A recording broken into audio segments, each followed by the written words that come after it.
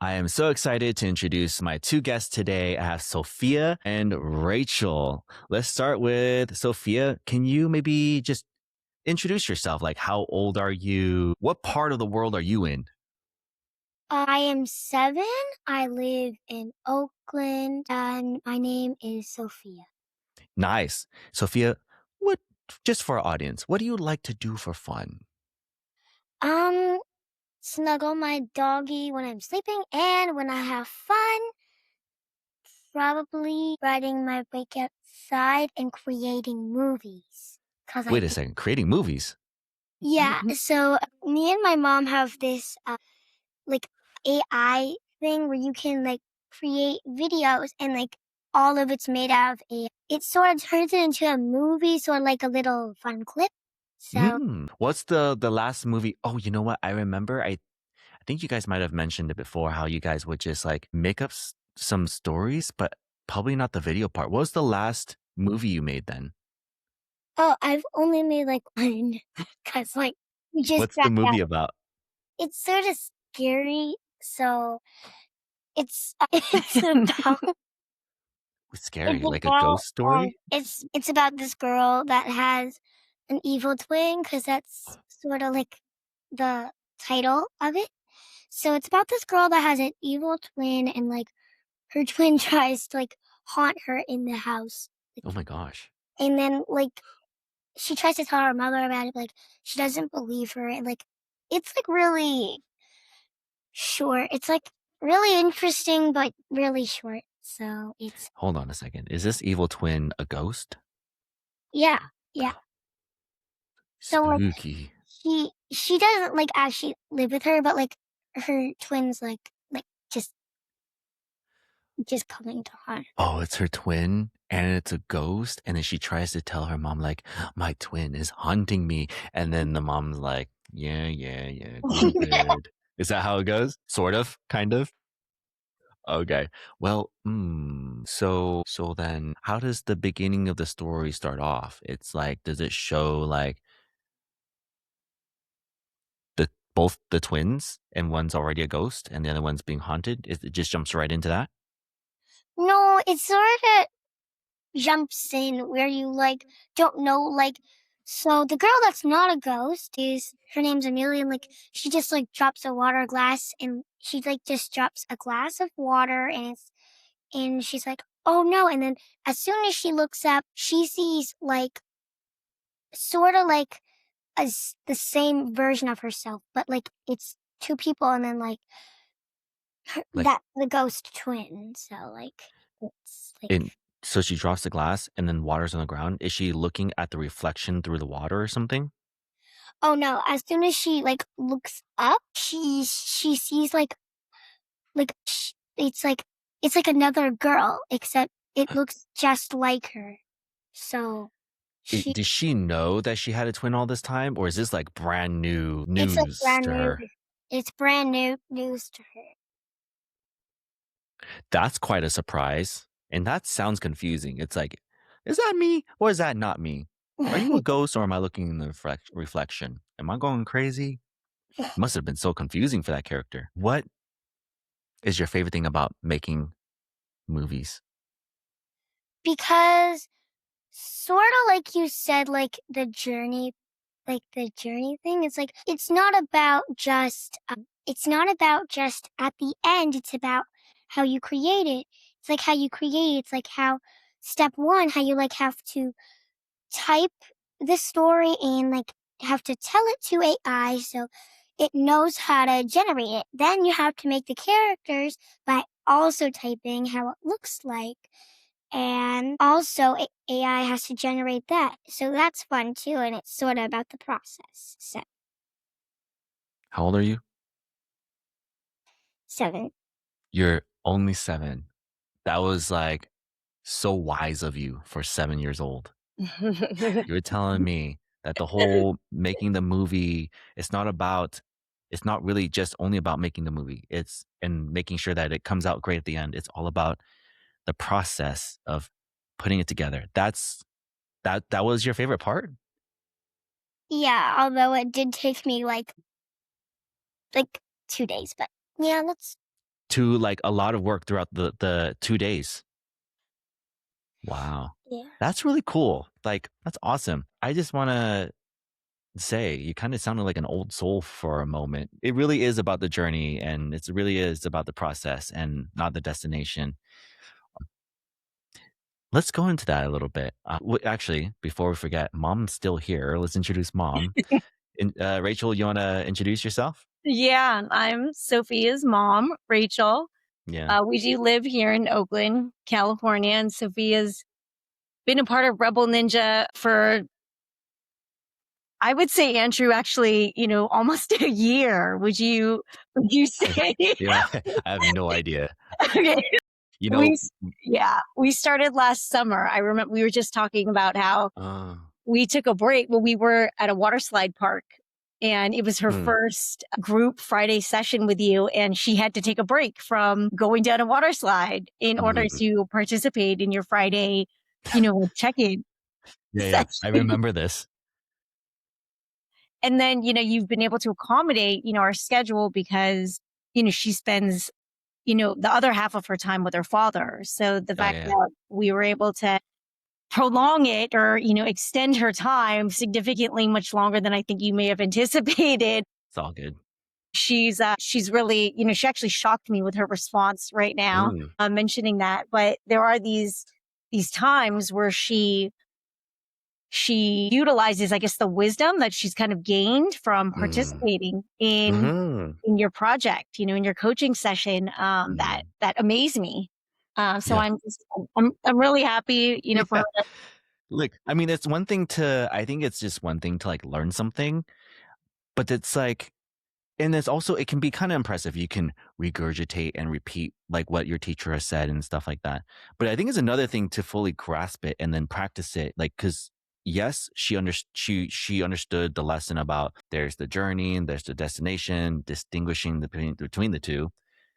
I think it's a totally different story when you start seeing it in your life and you're like, oh, let's do something for fun. Oh, yeah, let's make a movie. Like, let's make a movie out of AI. And it's like, you know what, though? As much as I want to see the end of this movie, I'm just really, it's important that we focus on the journey, the process, the creation, and the prompts. And like, wow, like she's thinking about these lessons as she's going about her regular life.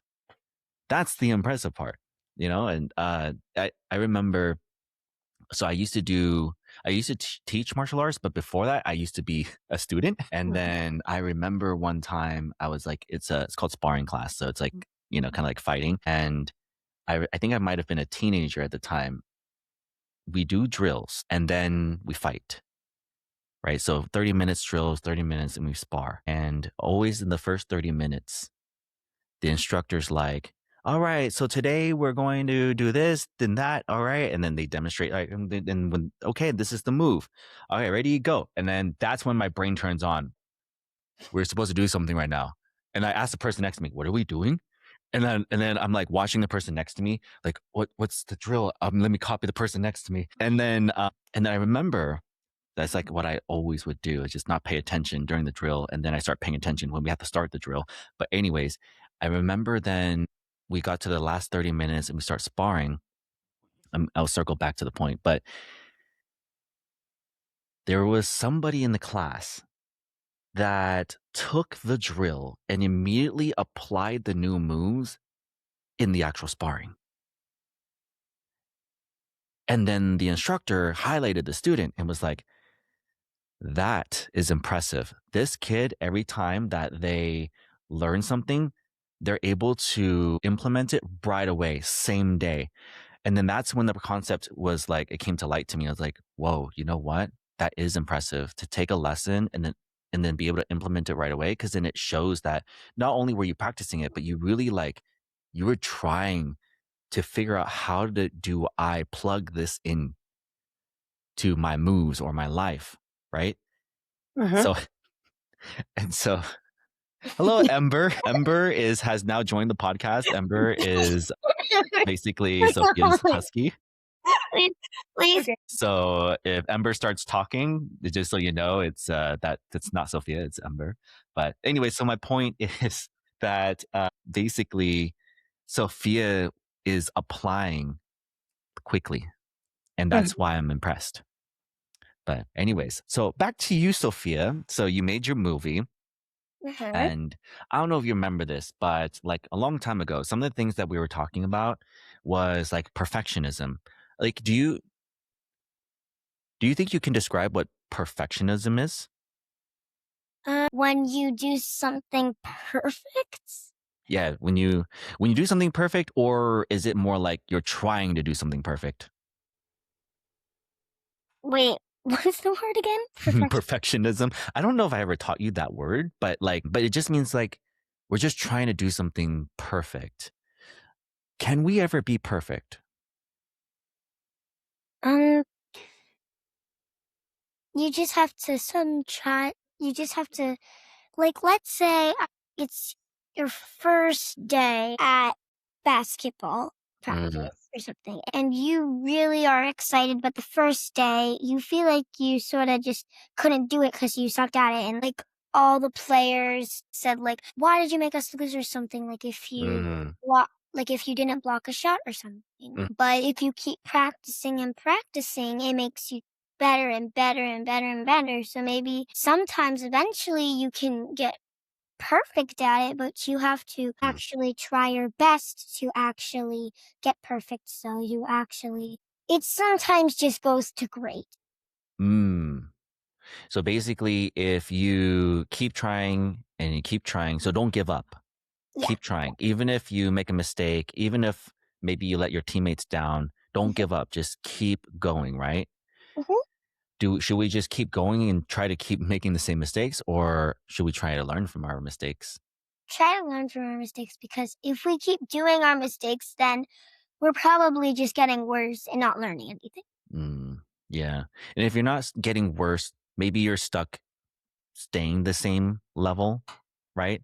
And if you're staying stuck at the same level, do you think kids find that really fun or maybe kind of boring? Kind of boring because they could be doing it for like months, even years. And like you just started and you keep doing it, but you don't get better at it. So it gets boring for them and it Yeah. just doesn't make it fun. Yeah. That makes a lot of sense. And Sophia, can I teach you something new? Mhm. So basically, you know how we like say things like, well, actually, let's see if you know this one. There's no such thing as losing. You win or you.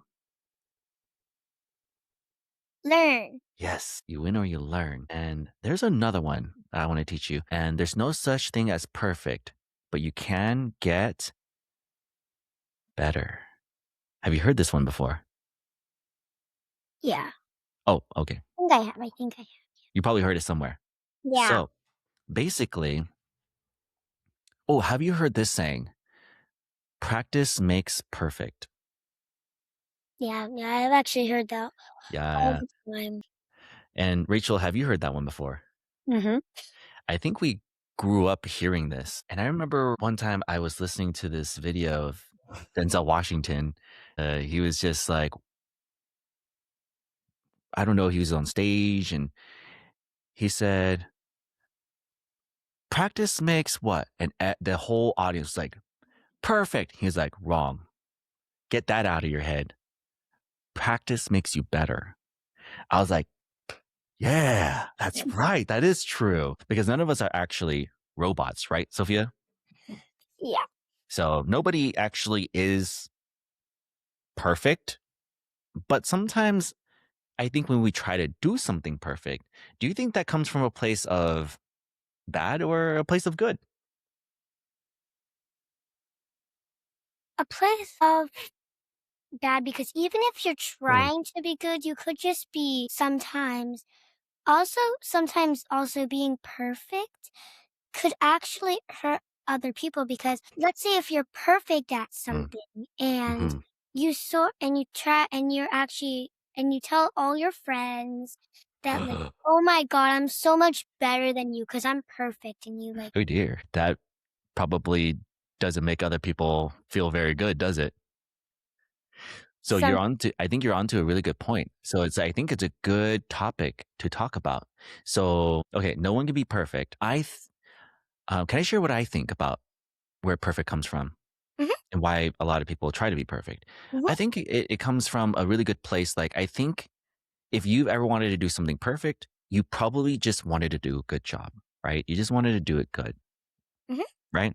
I don't think anybody wants to start a new activity going, I can't wait to fail, right? It's usually like, I want to do as the best I can. I want to do really good. But then sometimes it's like, you know what? I'm going to do it perfect.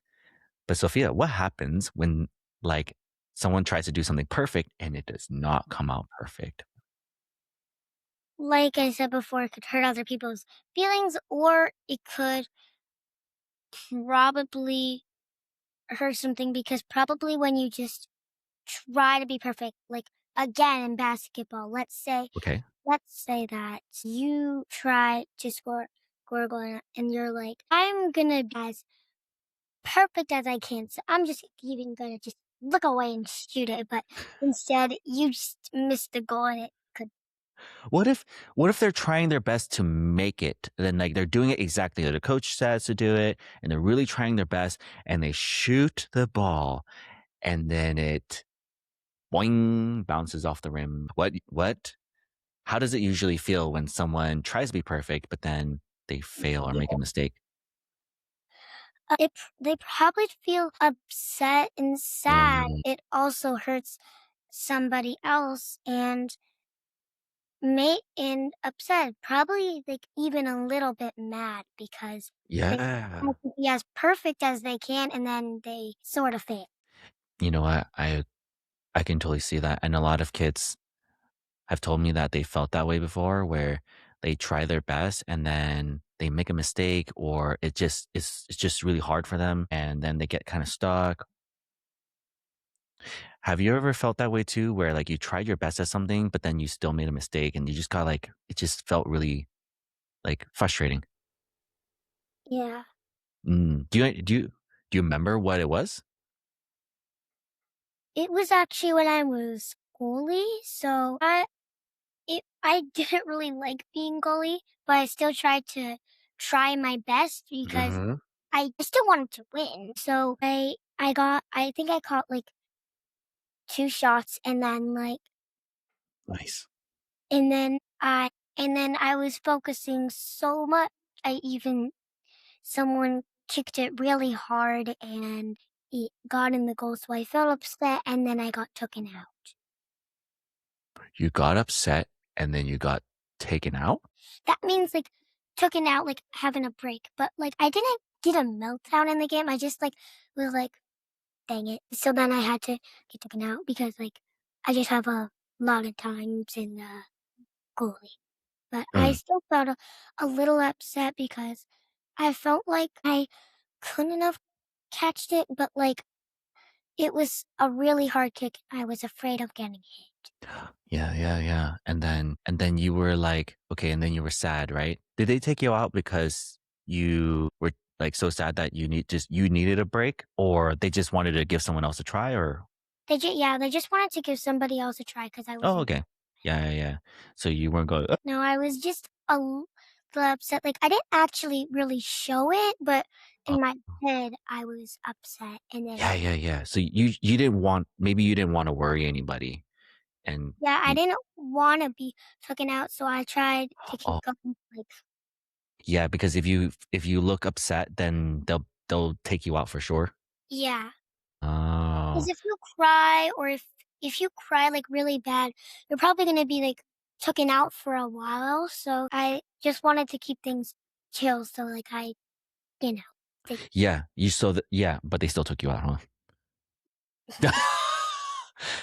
Man. Okay. Well, I think that's really cool that you well, first of all, you're doing your best. I mean, like someone was kicking really hard. I mean, how do you go like, I can't wait for that to hit me in the face? You know, it's not like you're that's what you're saying. You want to do your best, and it just you were I think you were disappointed that you weren't able to block the ball because something held you back, and it was you were afraid the ball was gonna probably smack you in the nose, right? So I think, do you remember when you didn't block it What were you upset about? Like, were you upset at yourself? Well, a little bit because Mm. sometimes I feel like I could try better, but then Yeah, yeah. I think about when it actually happened, and I sometimes even wonder if I could try better. Rachel, do you remember seeing this? She's played goalie a couple of times. I think it's kind of a pattern with their team where It happens. all kids once the other team scores, they feel bad and they really can't hide, the fact that the other team scored on their time. Oh, the other players. Yeah. Yeah, yeah, yeah. Okay. Mm. So that's like additional pressure, basically. We're talking about soccer, right? Yes. Okay, that's what I've been picturing in my brain. I'm like, because the only sport that has a goalie besides soccer is like water polo that I can think of, And right? I Or hockey. Oh, yeah, that's oh, right. yeah, but I don't think I wanna play any of those sports too. Yeah. Yeah. Okay, so when you don't block the ball and it goes in, and then other players on your team they get upset, how does that feel? Wait, what? Like your teammates get upset, like, oh, they scored, like, and you're the goalie. Like, how do you feel? I feel upset, but I'd still try to go up to my classmates in, like, team and say, like, "It's fine, like, we'll get the next one," or, like, I just try to be ready so they wouldn't score another goal on us again. Well, I love that you do that. And when they're upset at first, and then you get upset about that, like, because I don't know, is it because you feel like you let them down, or you're like, hey, don't get mad at me, or like, what do you get upset about? Well, if it happens, like, really fast or, like, it was, like, a really hard ball or, like, if it was, like, really bad, then I'd probably feel both of those, like, Well, mom, isn't anything to add to this? I mean, do you think your teammates get angry with you?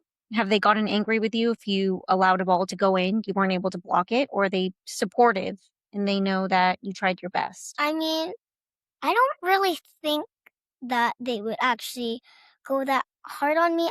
We would just play, Mm, Okay. but, like, a little more harder because mm. Try harder. I like it. Like it motivates you. Like they've scored, let's try harder, right? I love that. That's kind of like the energy you gotta have. And a lot of kids that I've talked to, like let's just say if they're goalie or even if they're not goalie, they try to kick the ball into the goal and they miss and they get, how could I miss that shot? And they get really mad. Why do you think that is? because if, like you said, like we talked about before, if they try their best to kick the ball, like, as hard as they can and they really think they're actually gonna get it and, like, it misses, they they just probably just maybe feel upset because, they sort of maybe tried their best on that goal, like that shot. Yeah. What kind of mindset do you think they have if they try their best, they try to do it perfectly, they had it in their head, like, I'm gonna kick it like this and it's gonna go in the goal. And they kick it, boom, and it just like it misses. It goes off a little bit to the side and it goes it doesn't even hit the pole. It like passes it. And then they get really upset at themselves, like, I'm the worst. And they have some negative self-talk. What kind of mindset do we call this? They probably what do they call this mindset? Okay. Hmm. Like, what's the name for it? Or Do you know?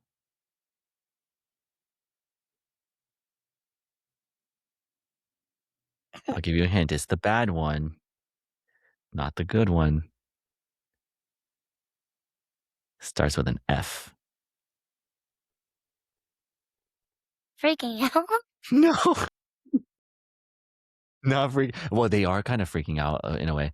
Fixed mindset, right? Yeah, Oh. yeah, yeah. So if they're having a fixed mindset, which is a fixed mindset kind of like, "Oh, I believe I can learn from this," or it's like, "Oh, it only means that I'm the worst." Which one sounds like a fixed mindset? Like the second one, I think. Yeah, like, "Oh, I'm the worst." So basically, for those who are listening, and also to Rachel, a lot of times, in my experience, I actually have never met a kid that was born with a growth mindset.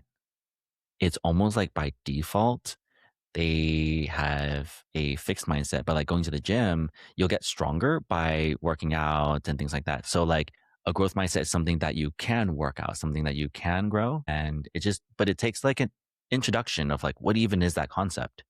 Wait a minute. So what you're saying is if I keep practicing, I can get better. Like if I keep training, I can actually like get good at this. Wait a second. I'm not bad at math forever. Wait, I can actually get better at reading, and it becomes like exciting, right? But at first, it's kind of like, wait a second. If I was like, Sophia, have you ever like had really big feelings or melted down, but just wanted to not melt down? Yeah. Yeah. Do you have any idea like why that happens? Like how or like I why? guess maybe if you can even remember, like, what was an example that made you melt down? If you're cool with sharing, Let me think.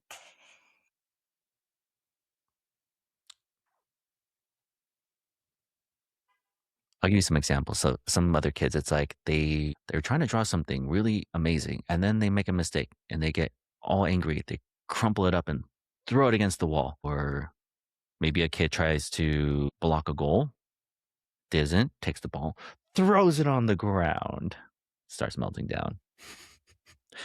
Well, uh, can we go back to the soccer term because I think I have an idea. Like, Okay. um, so I tried to. It's sort of like the other kid. It's like I tried to to. I was like a forward and I had the Mm, ball and my mindset was like, "Oh, I'm definitely gonna score this goal." So I mm. kicked the ball super hard and it missed. Where'd it go? Into the sky? No, it just like went out. Like you said before, it didn't even touch the pole. It just And then what happened to you after that? I felt a little upset, but Mm. I had to shake it off, but Hmm. my dad was yelling good job. Like Nice, nice. my because my mom and my dad tell me that only even if we don't win, Hmm. we just want you to try your best or something. Yes, kudos to mom and dad. Very good, very good. And so, by the way, so when you missed the shot, like from 0 to 10, how upset were you? 0 is like, I wasn't even sad at all. I started laughing. 10 is like you're crying or really angry. How how 10 upset were you? out of Out of 10. 4. 4? 4. Hey, that's pretty low. That's pretty good.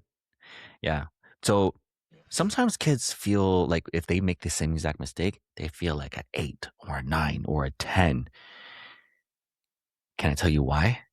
Why? Because they're thinking inside their head, the only reason why I missed it is because I'm not good enough. If I was already good at soccer, I would not have missed that shot, which means I'm terrible. And what do you think they start saying about themselves out loud? They probably get so mad, they probably say, like, "I suck at soccer," or like, Hmm. "I wish I Yeah. never started it," or like, Mm. something like that. Actually, it's kind of sad. Yeah. But are they believing the truth or a lie? A lie. Yeah, and lies are good or bad. Bad. Absolutely. So, anyways, back to my point. I've only seen kids just starting with a fixed mindset, but they had to be taught a growth mindset. So, like, then it's like, parents will like teach their kids, like, it's not really about winning, it's about doing your best. And that really helps. And what are the really good examples? Something like mistakes help you learn and grow. These are all growth mindset things that I think a lot of parents, right, Rachel? A lot of parents are doing their best to teach this because we know as adults, like, yeah, if I could count how many times a mistake has happened in my life, I mean, I don't think I could like tally it on, it would fill up the whole wall. So many mistakes, so many, but that's where we learned. But then you try and teach that to a kid. They're just like, no, I should have already known how to do this. Right. Mhm. And so do you ever see that on the field, Sophia? Mm, Like kids melting down when they make a mistake? can it be on like the other teams? Yeah, any human. Have you seen this before on the field? Like where they like seriously just melt down? Yeah. Okay. Like, can I also say it like after the game? Oh yeah, that counts too. So after the game, we beat the the other team, and I saw another girl crying because Oh. she lost. Mm. She lost. So I felt a little bad, but like they could beat us another time. Yeah, yeah, exactly. And that's true. But she's probably not thinking that, huh? Yeah. Yeah. So there is a reason why because someone will lose and some kids will maybe be disappointed. It's like a small amount of being sad. And then there's melting down, which is a big amount of feeling sad. And I found out the reason between the two. If you're having more of a growth mindset, you're like, man, I really wanted to win, but I'm just disappointed that we lost. But they're sad for a little bit and they're over it and they're like, can't wait to play again. And then, but some kids are like crying. Every kid's different. Like some kids will cry, other kids will just get angry. But do you think they're mad at the other team or are they mad at themselves? Mad at themselves. Is exactly so whenever a kid is like that upset, like 10 out of 10, maybe crying or shouting or like throwing something, and you might even see like their friends, their teammates or their coaches or their parents saying, hey, it's okay, it's you know there's always going to be next time, but it's almost like they can't even hear it. They're just like so upset, you know what I mean? Have you guys seen that before? Mhm. Like even if everyone's telling them it's going to be okay, but they still can't feel okay. This big feeling is called shame. Have you heard that word before? Yeah. You have? What do you know about the word? Like what does it mean? It means like I'm also sort of like using the word like shame on you, like shame on me, Oh, yeah, yeah, yeah. like I'm I feel I feel super upset. Like I feel like I could have done better. I feel like Mm, I'm just a bad person. I feel like yes, I feel like that's yeah. yes. You're brilliant. You are beyond your years, Sophia. You're exactly right. And so when kids feel shame, it's like they're not thinking it's somebody else's fault. They think it's like I'm the bad one here. I'm such a bad player or I'm like I should have already been good at this. I should have already known. Sometimes kids have these like the shame feeling when it's like when their parents say like, hey, you have to do this better, do it like this, and then they start getting all like really sad, and they get really sad because they feel shame, like you only have to tell me this because I wasn't smart enough. If I was smart enough, you wouldn't have to teach me that, you wouldn't have to correct me. Some kids get sad, maybe if they're a water ninja or a wind ninja, but if they're a fire ninja, they'll probably argue with their parents. Like, no, I'm not wrong. You're wrong. It's your fault, not my fault. And so, why are you laughing? Have you ever felt that way before? Has this happened before? I feel like we get into these Sort of. Okay. in Okay. these arguments sometimes. But it's but none of us are perfect, and we're all working on how do we take feedback. So there's like the first thing we started talking about is like perfectionism. Like somehow we think that we have to do things perfectly. But do we have to do things perfectly, or do we have to do it our best? Our best. Yes. And if we do our best and then we make a mistake, does that mean something's wrong with us, or we're just still learning? We're just still learning. Yep. And if we are just still learning, is that a lie or is that the truth? That's the truth. That's right. So then the next thing we started talking about was like melting down and having those big feelings. So there's mad, there's sad, and then shame is like times 100 of those feelings. It's like hard to kind of come back to yourself after feeling shame. As adults, if we feel even a drop of shame, it's really heavy. It feels really, really heavy to us, right? And then if a kid feels shame and they haven't quite figured out how to calm themselves down, it's so hard. So hard. But I actually so back to Rachel, I tell a lot of parents when kids are melting down, they're not overreacting. It's like if you really understand like what's going on inside their mind, they are not overreacting. I don't think any kid who feels shame is overreacting. They're reacting accurately to the wrong perspective. So if a kid's like missing a shot in soccer or in basketball or whatever game they're playing, and if they have this belief that I'm going to do super well, I'm going to do so good, I'm going to make this shot, and then they miss, and immediately their perspective is, why did I miss? I shouldn't have missed. I only miss because something's wrong with me. I only miss because I suck at this game. I missed, and it's like, and then shame enters their nervous system. They're crying, they're upset, throwing stuff, depending on like, the personality or whatever habits they have, but they will express it in really big feelings. And if a kid feels shame, those are the moments where it's like it could take 30 minutes or an hour for that kid to come back to themselves and feel okay again. And then guess what happens when they come back to themselves? They pretend like it never happened. They pretend like it never happened. It's like, let's go get some ice cream. No, I didn't melt down. I don't know what you're talking about. And they'll pretend like it didn't happen because they don't want to. Why would they want to experience shame again? Like having to admit that they felt shame is like, let's experience shame again. Nope. It's better just pretend like it never happened. Let's move on. And then tomorrow happens again. And then becomes very taxing for the parents. So shame is a really big feeling.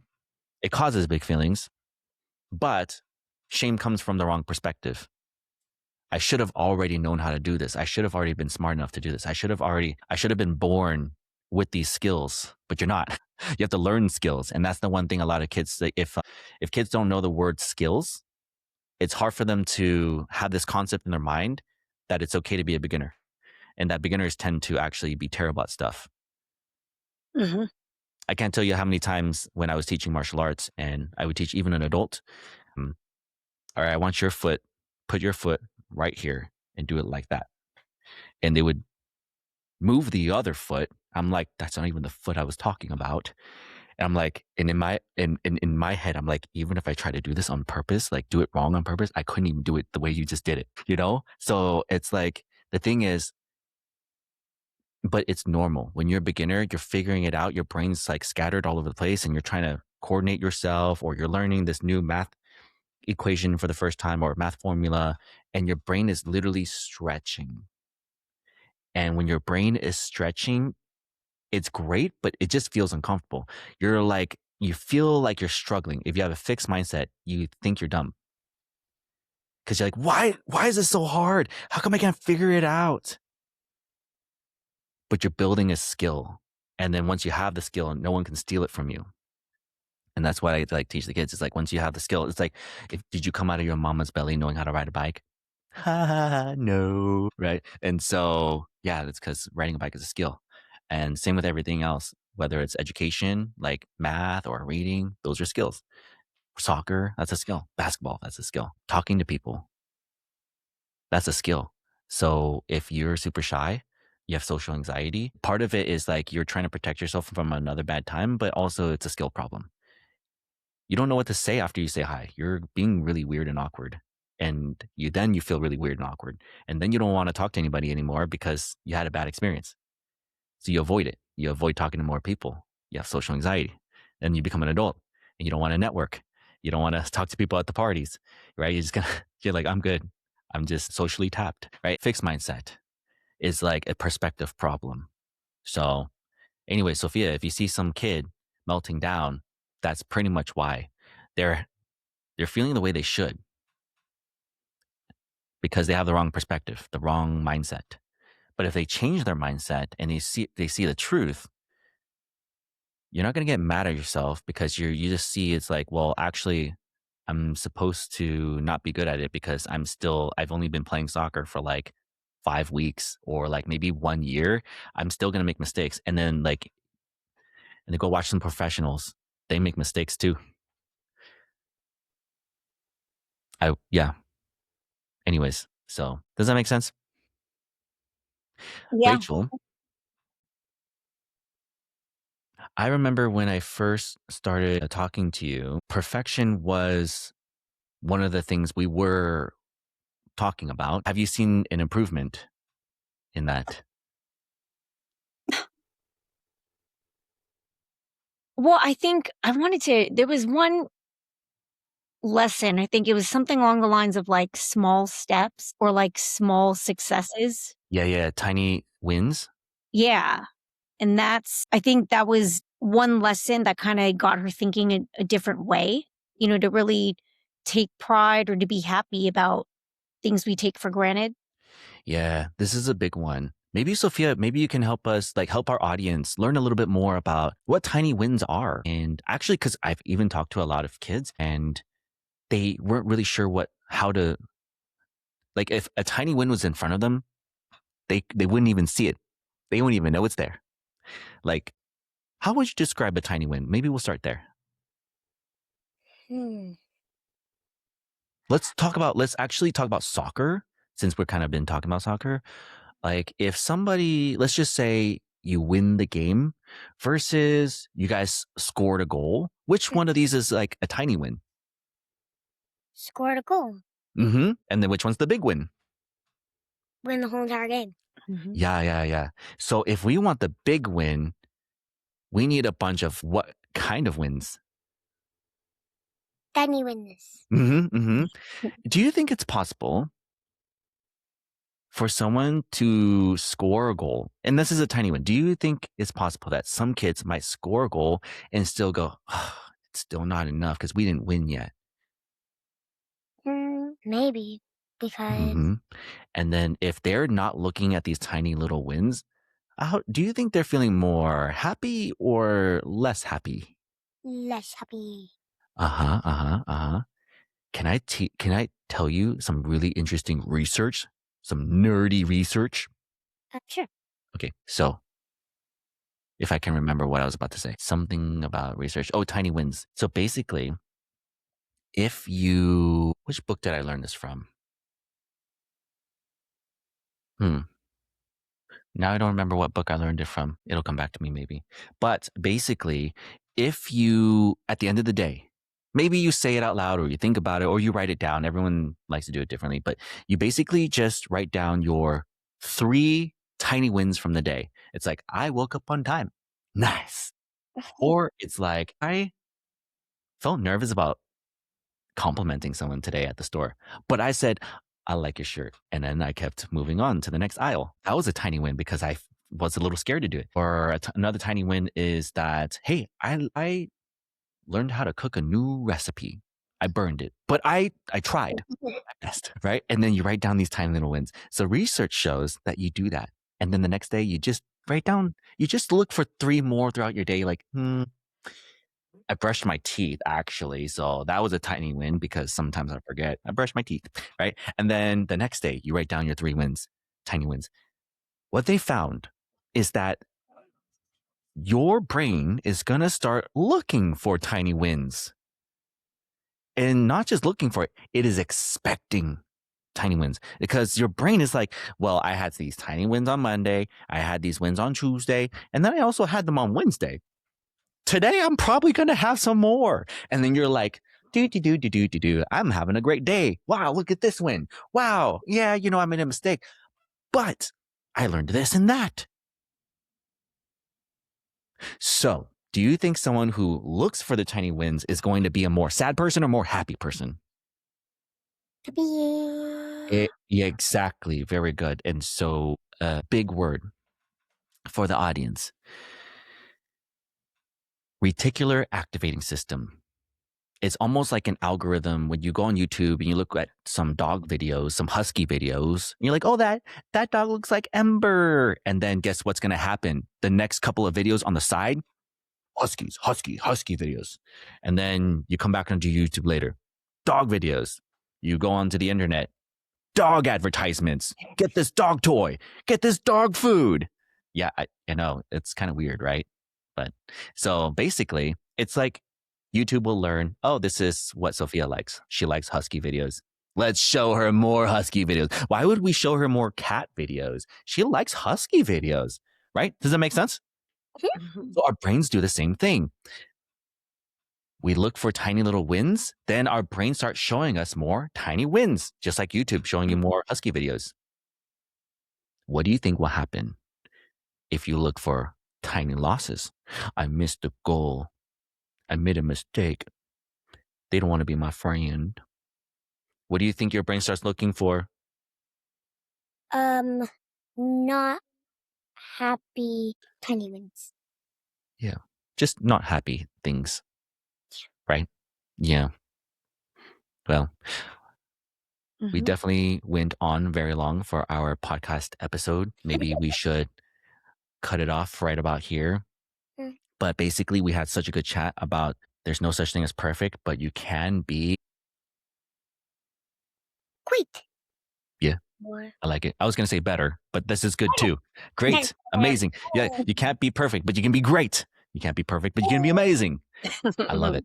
And so we talked about that. And then we talked about like, where do the big feelings come from? And that those big feelings really isn't coming from the truth. It's coming from a what? The lie. Yeah, it's coming from a lie. And then something that has helped is celebrating your tiny wins, right? Do you have maybe, Sophia, sometimes I like to ask at the end of the episode if you have any advice for kids who maybe get mad at themselves when they make mistakes. Well, maybe what we talked about before, like maybe try to look for tiny wins, try to look for positive things, and maybe it won't make you feel so bad. Or maybe you could just think of something positive that can help you feel better, like hugging my doggy or something that makes you happy. And if you just think about it, sometimes it makes you feel better. And sometimes if you don't even think about it, you can just even do it. I love that. Such good advice from such a young person. Well, Rachel, what encouragement do you have for our listeners who they're just other moms, other dads, and some moms doing it all on their own? Like, maybe what encouragement do you have for our listeners? Oh gosh.